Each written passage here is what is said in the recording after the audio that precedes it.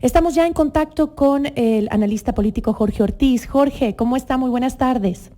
Hola Gisela, muchas gracias. Bien, ¿tú estás bien? Muy bien, siempre es un gusto conversar con usted, Jorge. Aunque siempre pasa mucho tiempo, deberíamos conversar más seguido, ¿eh? Encantado.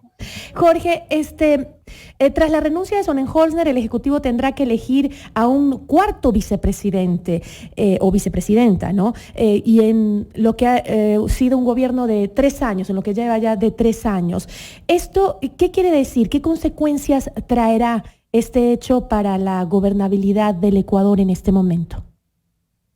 Creo que mínimas consecuencias para la gobernabilidad, porque claro, este ya es un gobierno que de alguna manera está de salida, solamente le quedan 10 meses de Ujú. gestión, y si bien en algún momento tendrá que volver a lidiar con los intentos de desestabilización por parte de los dirigentes indígenas más radicales y especialmente del correísmo, pues yo creo que el Ecuador ya está encaminado hacia un proceso electoral y en ese proceso electoral pues se resolverán las tensiones, el Ecuador decidirá por qué rumbo quiere seguir en el futuro y por lo tanto yo creo que el vicepresidente que sea elegido por el Congreso tras la renuncia de Sonnenholzner será un vicepresidente que completará una labor que será parte de la transición, una transición que todos por el bien del país esperamos que sea una transición pacífica, tranquila, sensata, inteligente. Ahora, Sonnenholzner no confirmó en su declaración esta mañana su participación en las elecciones del 2021. Incluso aseguró que su acción en territorio dentro de la emergencia no se trataba de una campaña política, como le acusaron algunos. Sin embargo, su nombre suena muchísimo, más aún en este momento en el que ya renunció al cargo de vicepresidente. ¿Cree usted que su renuncia marcaría el comienzo de una campaña electoral?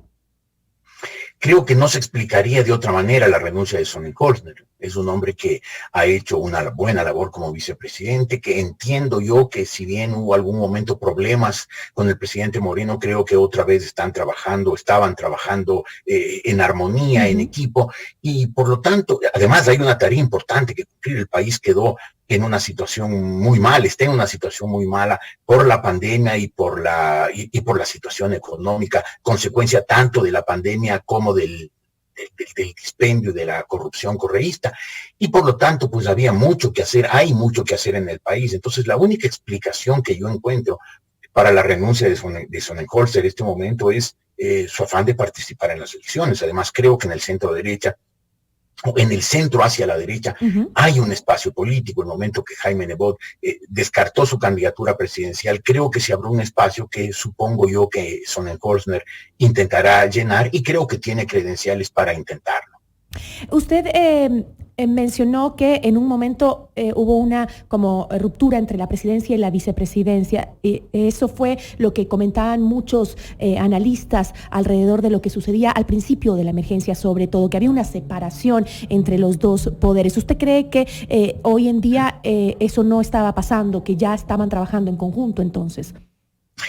Me imagino que sí, no conozco las Ujú. interioridades del gobierno, ni de este gobierno, ni de ningún gobierno, soy un observador externo, como somos los periodistas, aunque yo ya no lo soy precisamente por la persecución de Correa, dejé de serlo hace 10 años, pero en todo caso creo que hubo un momento en que era evidente que Sonnenholzner fue apartado de cierta presencia pública. Parecería que en el entorno del presidente Moreno hubo celos del papel que estaba haciendo el vicepresidente en ese momento, lo cual por lo demás era entendible. El presidente Moreno tiene dificultades de movilización, de movilidad y por lo tanto Ujú. muchos de las labores de presencia en medio de la epidemia, en medio de la catástrofe que era esa epidemia, tuvo que asumirlas del vicepresidente. Eso parece que generó algún tipo de celos, de desafecciones en la cúpula, en el entorno cercano al presidente, y pues parecería que hubo un distanciamiento. Hubo unas semanas en que Sonnenholzer evidentemente estuvo un poco apartado de las tareas públicas, pero parecería que ha retomado, parecía haber retomado esas labores y por lo tanto creo yo que la única explicación posible para su renuncia en este momento es su posible candidatura presidencial. Entonces se podría decir que la gestión de Otto Sonnenholzner durante la emergencia, que fue, por cierto, muy viralizada a través de las redes sociales, ¿se trató de un ejercicio de cálculo electoral o, como él lo dijo dentro de su discurso, simplemente fue el servicio a la ciudadanía? A ver, me parece difícil decir que fue, porque claro, eso solo lo sabe Sonnenholzner y eso está en su interior. Pero yo me atrevería a decir que el hombre joven, que aceptó sin ser un político ser vicepresidente de la República en un momento difícil para el Ecuador porque estábamos en una transición, la economía había quedado del gobierno anterior muy maltrecha y además había un ambiente de inquietud social, se notaba un ambiente de cierta turbulencia. Haber aceptado un no político, tener un cargo político, yo creo que se debía a un afán de colaborar con el país, un joven que se preocupaba por el futuro del país y se metió. Y creo que mucha de la labor que hizo durante las primeras semanas de la epidemia, recorriéndose el país, estando en los hospitales, con los enfermos, era una labor de buena voluntad, era... Él sentía que esa era su obligación y creo que por eso lo hizo. Si en algún momento de ese proceso él pensó que podía ser un activo político, solo él lo sabe. Pero yo creo que básicamente, él hizo lo que hizo por un afán de servicio, porque sentía que como vicepresidente, teniendo el presidente dificultades de movilidad, su obligación era esa, ir a los lugares donde se lo necesitaba y creo que lo hizo con buena intención. ¿Qué pasó después? ¿En qué momento la política entró en sus cálculos? Si es que entró, no lo podría decir, no me atrevería a decirlo. Ahora, pero justamente acaba de publicarse una carta del presidente de la República en agradecimiento a la labor de Otto Sonnenholzner y entre algunas cosas que le dice, también le dice gracias por haber cumplido con la misión y la estrategia que te fue encomendada, atender integralmente a los más vulnerables y los más necesitados del país. En nombre del Ecuador recibe mi profundo agradecimiento, le dice el presidente Lenín Moreno a Otto, lo que evidencia, o por lo menos aparenta, que sí mantenían, ahí tenemos la carta puesta allá al aire para quienes nos siguen visualmente a través de FM Mundo Live.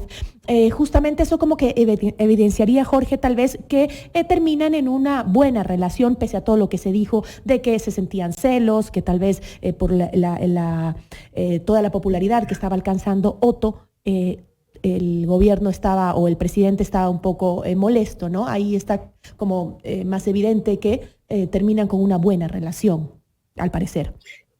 Al parecer sí, me parece obvio. Creo que Sonnenholzner fue la cara visible del gobierno durante las semanas más difíciles, más duras de la epidemia.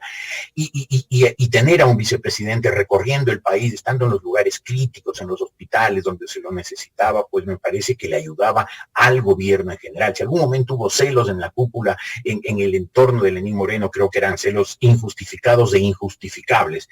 Y me parece bien que haya terminado en armonía entre el presidente y el vicepresidente. No creo en todo caso que si Sonnenholzner finalmente decidiera ser candidato presidencial, como parece, será un candidato del gobierno. Yo creo que él tratará de ser un candidato independiente, de una tendencia clara del centro hacia la derecha, o sea, una tendencia liberal, y tratará de ser un candidato pluripartidista o suprapartidista que no está vinculado directamente con ninguno de los partidos políticos. Supongo yo que tratará de conseguir también el apoyo social cristiano, aunque es muy difícil saber cuál es la posición social cristiana, porque, claro, es un partido que se volvió caudillista. Este momento, pues, su figura, su hombre clave, el que decide todo, es Jaime Nebot. Él decidió a último momento no participar en las elecciones. No sé cuáles serán sus cálculos. Evidentemente, los 5 o 6 nombres que se han mencionado como posibles candidatos social cristianos, ninguno de ellos tiene ninguna posibilidad de llegar muy lejos en la elección presidencial. Son candidatos poco conocidos y de poco raigambre popular. Y una buena opción para el Partido Social Cristiano sería apoyar la candidatura de Sonnenholzner, vincularse a ella. Ahora, insisto, no sé cuáles sean los cálculos, ni los planes, ni las ideas de Nebot, pero me imagino que Sonnenholzner recibiría un espaldarazo fuerte si lograra el apoyo social cristiano. Lo que usted plantea ahora, esa separación de Otto Sonnenholzner del actual gobierno, temprano todavía, porque aún tenía un tiempo para tomar la decisión de salirse de la vicepresidencia, podría ser también el querer limpiarse un poco del peso de este gobierno, un gobierno que ha vivido varios temas muy duros y que ha terminado con una baja popularidad debido a todo lo que ha tenido que vivir. Sin duda, me parece que es obvio que un candidato que, si es que quiere ser candidato, se despegue un poco del gobierno para no cargar con todos los pesos muertos que en el Ecuador se les atribuye siempre a los gobiernos. Pero además creo que como no es un hombre de partido ni es un político de trayectoria, es probable que él esté pensando aprovechar estos meses, si es que va a ser candidato en efecto, para establecer una red, una base política. Y yo creo que además el Ecuador entero, todo el Ecuador, todos los partidos, todas las organizaciones, todos los potenciales candidatos perdieron por lo menos 100 días por esta pandemia. Estos meses, de marzo a julio, debieron haber sido aprovechados por todas las organizaciones políticas para hacer sus nexos, para preparar sus campañas, para llegar a niveles provinciales, cantonales, parroquiales, de manera que puedan presentarse con fuerza en las próximas elecciones, todas las organizaciones políticas. Pero claro, la pandemia impidió eso. E impidió en todas partes, es decir, el domingo anterior, hace 8 días, hubo elecciones presidenciales en Polonia, una semana antes hubo elecciones presidenciales en Serbia, elecciones que debían realizarse en marzo, pero fueron aplazadas para que los partidos puedan organizarse para las elecciones, aprovechando el tiempo que no habían podido aprovechar estos meses. Suiza también postergó las elecciones. Este momento el Ecuador debería hacer lo mismo si es que hubiera un consejo electoral independiente, un consejo electoral que quisiera en efecto encabezar un proceso electoral limpio, claro, transparente, indudable, porque es obvio que los partidos perdieron 100 días. En este momento, si bien no habría que cambiar la fecha del traspaso del poder, 24 de mayo del próximo año, sí habría que empujar hacia allá tanto la fecha de inscripción de candidaturas como la primera y la segunda vuelta, en beneficio de todas las organizaciones políticas para que tengan tiempo de prepararse. Pero si alguno está especialmente necesitado de un plazo para organizarse, es Otto Sonnenholzer, porque él no tiene un partido político, no es un político de larga data, y seguramente pues va a necesitar unos meses para preparar su posible candidatura presidencial.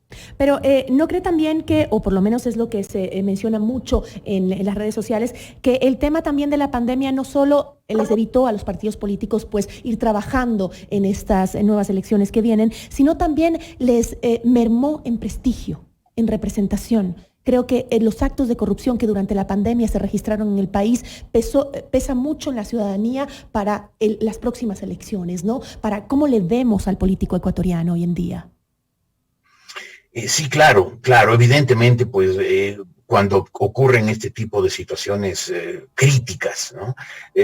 Después de una guerra, de una gran crisis económica, de un desastre natural, o en este caso una epidemia, la primera en un siglo en el mundo, pues obviamente todas las instituciones, hay un desmoronamiento institucional. Y claro, la cara más visible de las instituciones son los dirigentes políticos, aunque toda la institucionalidad va a quedar en duda, porque mucha gente va a decir dónde estaban las instituciones, dónde estaba el poder ejecutivo, dónde estaba el poder legislativo, dónde estaban los municipios, los consejos provinciales cuando más lo necesitamos, es decir, en esta epidemia. Y la cara visible van a ser los políticos. Ahora, creo que es indispensable que los ecuatorianos tengamos muy claro, que no todos los políticos son ladrones. Y más bien tenemos que identificar con nombres y apellidos a quienes, ya sea en el gobierno de Correa, que masivamente se dedicaron al robo con unas pocas excepciones, o en esta epidemia en que unos cuantos vivarachos canallescos se dedicaron a hacer malos negocios, pues hay que identificar quiénes son para no ponerle un INRI, descalificar a toda una clase, es decir, a todos los políticos. No todos los políticos son iguales, como no todos los seres humanos son iguales, ni todos los médicos, ni todos los arquitectos, o todos los futbolistas. Hay buenos y malos, hay decentes e indecentes, hay gente clara y hay gente oscura, hay gente honorable y hay gente miserable. Y yo creo que este momento es importantísimo, más que nunca, que distingamos quiénes son los políticos sucios, los que han participado en la corrupción, los que se han enriquecido, los que abusaron del poder, y quienes, por el contrario, han tratado de hacer con errores, con deficiencias, con insuficiencias, lo mejor que han podido en beneficio del país. Creo que es muy importante, hoy más que nunca, distinguir. Y además de lo que usted acaba de mencionar, esos problemas que se tiene hoy por lo que vivimos la pandemia, un Consejo Nacional Electoral que realmente tiene problemas para tomar decisiones y aplazar, si es necesario, estas próximas elecciones presidenciales. Todo eso en su conjunto, pero también hay una elección, yo creo que bastante peculiar, no solo por la pandemia, por lo que hemos vivido, sino porque vemos que hay como demasiada incertidumbre. Estamos tan cerca de la campaña y todavía no se sabe quiénes van a estar en la palestra política, en las candidaturas. ¿Cuál sería el binomio que usted cree que debería estar del lado de Otto Sonnenholzner si él se lanza, como se dice, a la presidencia de la República? ¿Debería ser mujer, como dicen? ¿Debería ser de la Sierra, mayor que él? Se escucha por ahí. No lo sé. A ver, yo creo que yo no soy partidario ni de estas cosas de equilibrios regionales, de equilibrios de género, equilibrios etarios. Yo creo que el candidato a presidente, quien aspira a ser presidente, tiene que buscar la mejor persona posible para que le ayude como vicepresidente. Si es hombre, si es mujer, si es joven, si es viejo, si es de la costa, si es de la sierra, si es mayor o menor, pues creo que son elementos adicionales. Pero elementos que pesan el rato de la votación, porque quieres llegar a todo el país. Entonces tienes que elegir a alguien que también se identifique con la sierra y con la costa, y es lo que ha sucedido tradicionalmente. Siempre va uno de la costa y uno de la sierra para justamente atraer al electorado también, porque lo que quieres es ganar. Correa era de la costa y Glass era de la costa y los dos eran sinvergüenzas y sin embargo ganaron la elección. Yo creo que sí, si Sonnenholzner finalmente decide ser candidato presidencial, le convendría tener una mujer. El Ecuador ya es hora de que tenga mujeres en las más altas posiciones políticas, y no solo políticas, empresariales, periodísticas, en todas las funciones, porque las mujeres tienen unas capacidades enormes que el Ecuador ha desaprovechado y que ya no debe seguir desaprovechando. Sería ideal que fuera una mujer, ideal que fuera una mujer de la sierra, que tenga conocimientos, capacidades de entrega, vocación, pero creo que si es que Sonnenholzner decide ser candidato, lo más importante, más allá de la elección, sí es importante de su compañero de binomio. Creo que es importante que él defina su posición, sus planes de gobierno, porque el Ecuador tiene demasiada vulnerabilidad frente a los tarimeros. Nos encantan los tarimeros, que son gobernando un desastre, pero que son unos reyes en la tarima. Correa, Bucaram. Abdalá Bucaram y Rafael Correa, unos genios en la tarima, seducen a las multitudes, las encantan, las engañan, después gobiernan como gobernaron, con una deshonestidad, con una propensión a la mentira enorme. Yo creo que ya es hora de que el Ecuador busque un gobernante serio, austero, que puede no ser bueno en la tarima, que puede ser no un seductor de multitudes, pero sí un hombre que tiene planes concretos, proyectos concretos, que le dice al país lo que debe oír, no lo que la gente quiere oír. Y creo que después de esta pandemia, en que tantas, no solo las instituciones, no solo la economía, sino tantos preconceptos, tantas ideas, tantas actitudes se van a tambalear y se pueden desmoronar, sería bueno que el Ecuador cambiara esa actitud y en vez de buscar un rey de la tarima para que le seduzca con lindos discursos, cantos y bailes, busque un hombre serio. Si me perdonas 15 segundos, Gigi. Hace 100 años, en medio de la gripe española, había un rector de la Universidad Central, que era además decano de la Facultad de Medicina, que emitió unos documentos que sirvieron para que el Ecuador no fuera muy afectado por la gripe española. Fue uno de los países del mundo menos afectados por la gripe española. Solamente hubo 185 muertos cuando en Colombia hubo 20.000, en 24.000 en Venezuela, 43.000 en Chile. Ese señor, ese doctor, ese médico era el doctor Isidro Ayora, que unos años después fue presidente. No era un rey de la tarima, no era un Bucaram ni un Correa, era un hombre serio, trabajador, responsable, que no solo le sirvió al Ecuador para que la gripe española, la epidemia de la gripe española no lo devastara, sino que fue el gran presidente de las transformaciones en el siglo XX, el que creó el Banco Central, la Contraloría, la Superintendente. Eso es lo que necesita el Ecuador. Hombres que hagan propuestas concretas, no reyes de la tarima. ¿Pero es eso lo que tienen los partidos tradicionales? ¿Dónde están los partidos tradicionales? ¿Dónde están los partidos tradicionales con ese personaje justamente? ¿Dónde están aquellos partidos que hoy no saben ni por cuál candidato decidirse internamente? Veo muy lejos la posibilidad de tener ese personaje cuando realmente los partidos no encuentran dentro de sus bases líderes que realmente quieran poner y que valgan la pena y que la gente los apruebe sobre todo, ¿no? Ahí es cuando llega un outsider que nadie conoce y que se lanza y que logra llegar a la presidencia. Es que yo insisto, no es un tema de líderes, yo creo que es por primera vez o extrañamente, por primera vez en un largo tiempo, debemos elegir no el líder, no el conductor carismático, sino un plan de gobierno, un proyecto de gobierno.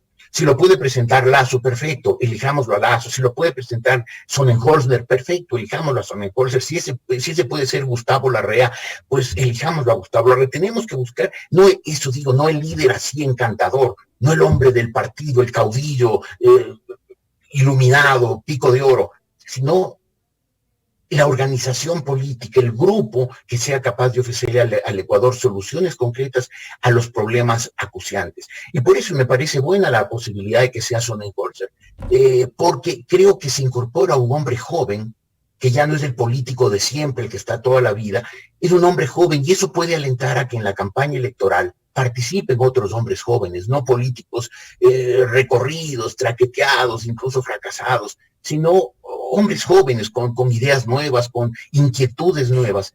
Y me parece que esta ruta la está abriendo Sonnenholzer. Ojalá sea candidato presidencial para que el Ecuador tenga varias opciones. Gracias, Jorge. Puede ser con no sé quién, pero cualquiera que decidamos, el Ecuador lo decida en base de una reflexión profunda. Si queremos un futuro distinto, tenemos que hacer las cosas de manera diferente, elegir de manera diferente, como usted lo dice, con conciencia, conociendo a quién estamos eligiendo. Jorge, siempre es un gusto poder conversar con usted. Muchísimas gracias.